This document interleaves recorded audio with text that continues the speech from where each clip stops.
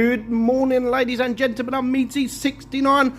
Welcome to the channel. Welcome back. Today we are going to look at the KPZ 70, a tier 9 German heavy tank that's been around as a collector for a very long time. Now, when I first played this tank, to be honest, I didn't really like it. I thought it just lacked something, especially when you are up against tier 10. Now, if you come up against tier 8s, I thought it was a brilliant tank.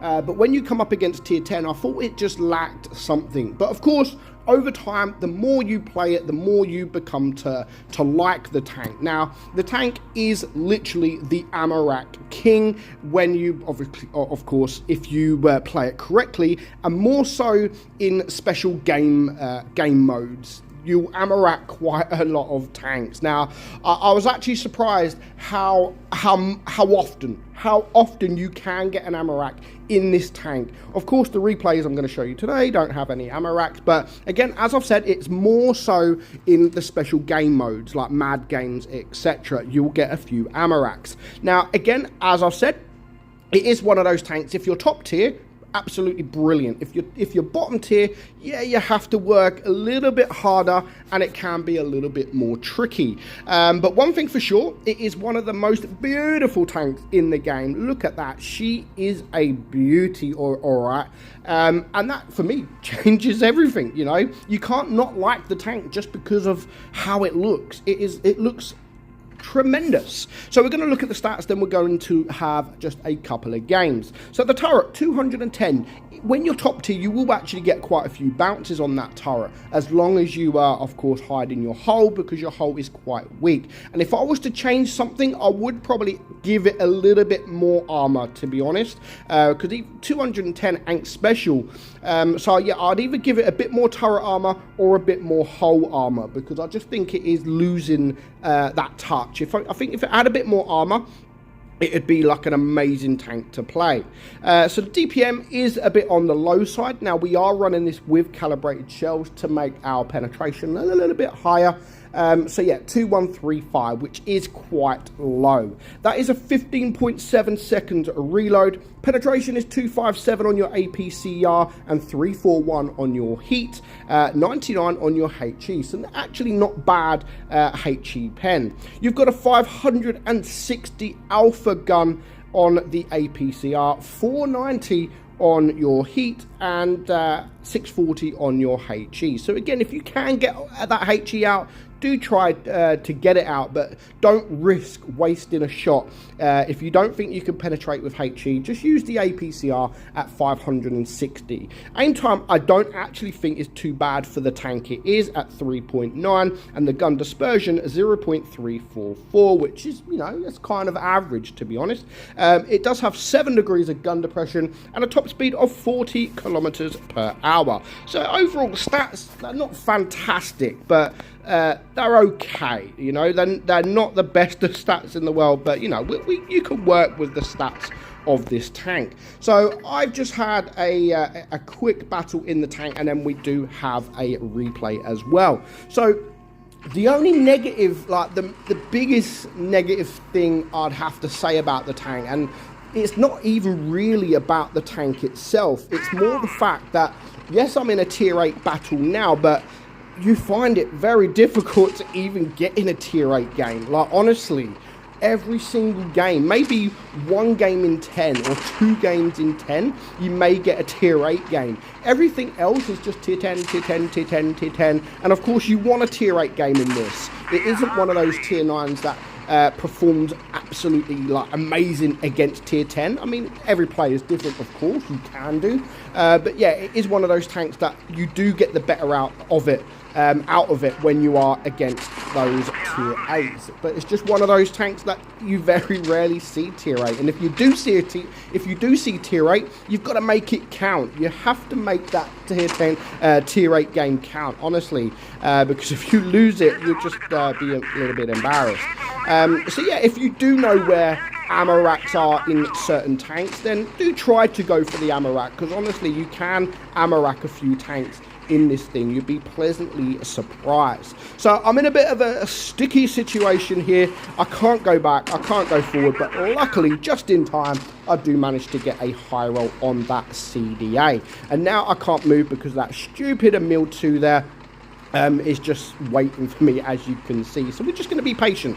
Again, we've got 5 minutes left on the clock. We're only on 500 hit points, so there's no point rushing if I don't need to. So now the Emil has gone back in, we can then push forward and use the Leopard PTA just as a little bit of protection. And hello, ISU, a nice 600 plus into him. So if you can get the high rolls, of course, it does help your DPM.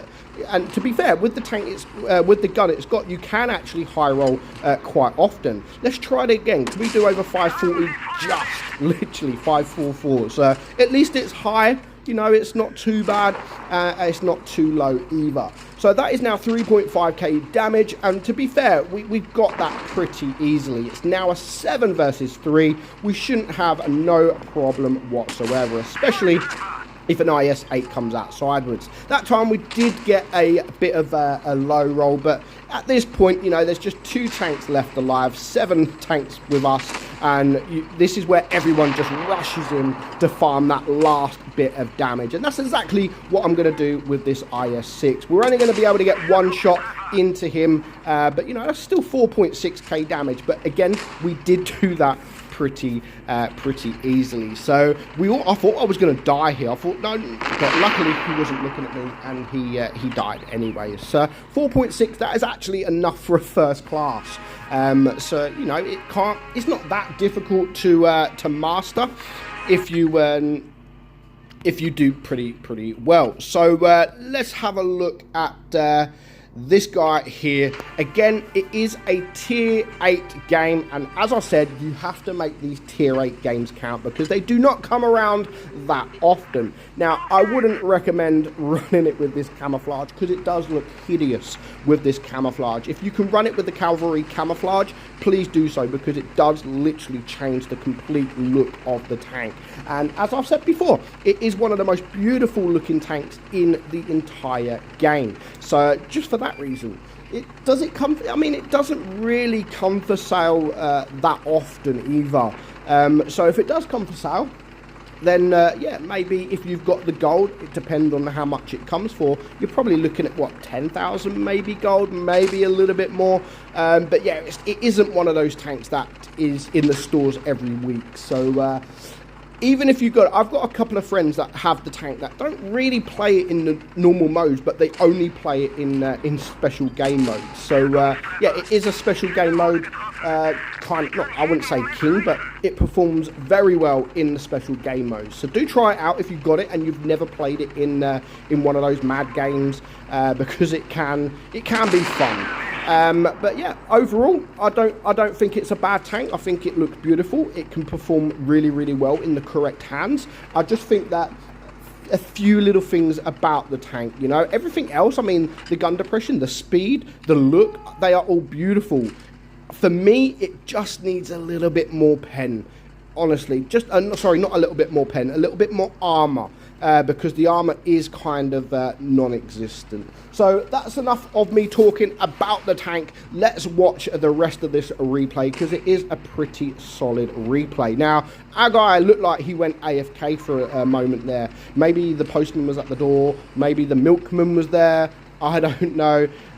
Maybe his girlfriend was finishing him off, I don't know.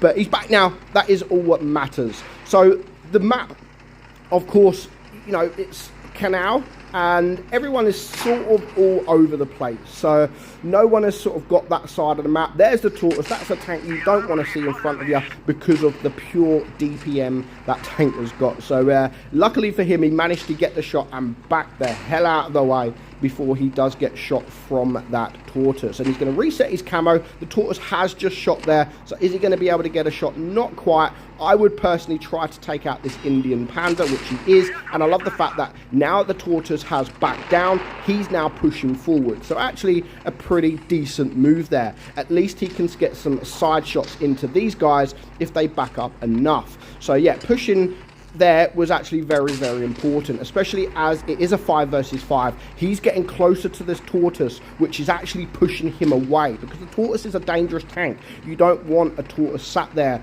especially if he can back up, so he's hiding his armor.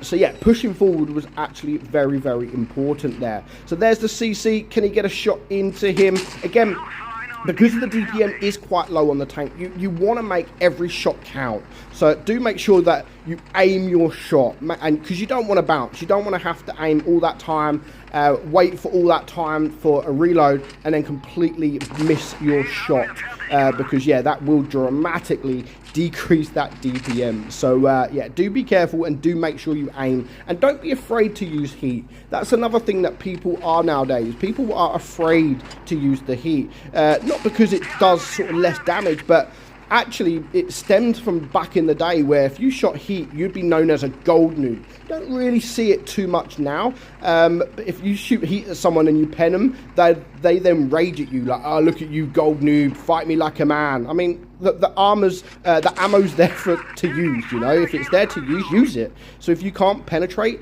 don't be afraid to use that heat, just like our guy is doing here against the tier 8 tank. Honestly, don't be afraid, use it. It's there to be used, so make sure that you do use it. So he's going to get a shot into the moisture here. It's very important. Again, he gets that shot to bring him down to a 1 shot. So it is now a 3 versus 3. However, 2 tanks are a 1 shot. The T49 takes away the CC, but they still need to be very, very careful of this tortoise. The tortoise can absolutely dominate here. If he gets himself in a decent position, he can absolutely dominate this game and potentially win the game.